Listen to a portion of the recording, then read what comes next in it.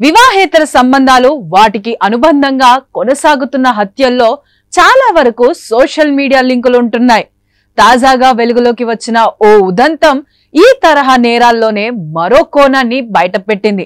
ఓ 52 ఏళ్ల aunty Instagram కు addict అయింది.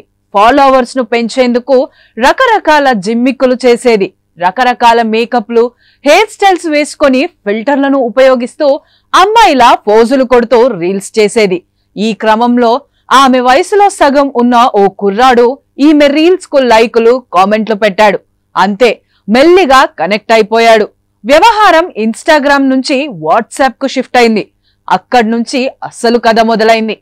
ఉత్తరప్రదేశ్ మోయిన్పురిలో ఆగస్టు 11న గుర్తు తెలియని ఓ మహిళ మృతదేహాన్ని పోలీసులు స్వాధీనం చేసుకున్నారు. అయితే మిస్టరీగా మారిన ఈ కేసును ఎట్టకేలకు పోలీసులు ఛేదించారు. మృతురాలిని ఫరూఖాబాద్ జిల్లా రాణిగా గుర్తించిన పోలీసులు ఆమె సోషల్ మీడియా ప్రియుడే ఈ ఘాతుకానికి పాల్పడినట్లు వెల్లడించారు. మోయిన్పురికి చెందిన 26 ఏళ్ల అరుణ్ రాజ్పూత్ రాణితో ఏడాదిన్నర కిందట ఇన్‌స్టాగ్రామ్ ద్వారా దగ్గరయ్యాడు.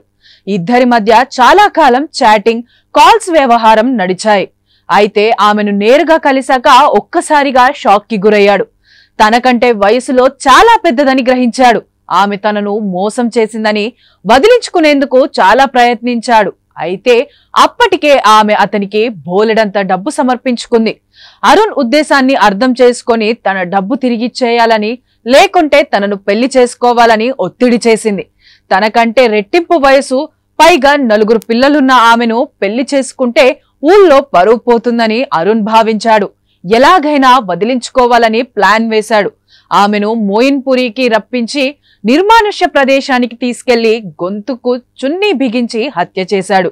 కేసులో ఎలాంటి క్లూలు లేకపోవడంతో మిస్సింగ్ కేసులతో సరిపోల్చుకున్న పోలీసులు చివరకు కేసును ఛేదించగలిగారు.